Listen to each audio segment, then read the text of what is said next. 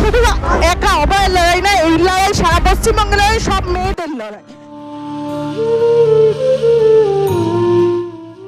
আজ মহালয়া, পিতৃপক্ষের অবসান, দেবীপক্ষের সূচনা।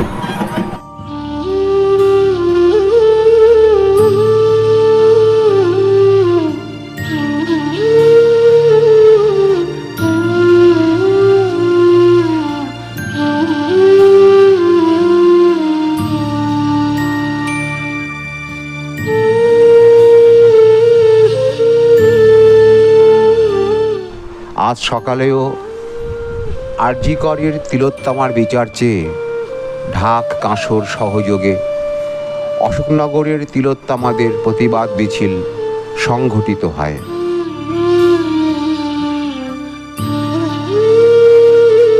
বেতারে তখনও সম্প্রচারিত হচ্ছে বীরেন্দ্রকৃষ্ণ ভদ্রের কণ্ঠে চণ্ডীপাঠ, আর অশোকনগরের রাজপথে ধ্বনিত হচ্ছে উই ওয়ান্ট জাস্টিস।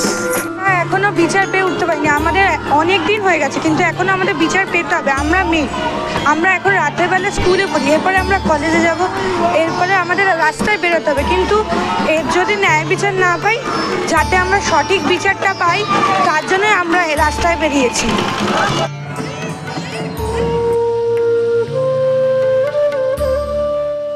অসুর বিনাশিনী দেবী দুর্গার বন্দনা স্তোত্র পাঠের ধ্বনির সঙ্গে মিশে যাচ্ছিল মিছিলের ধ্বনি।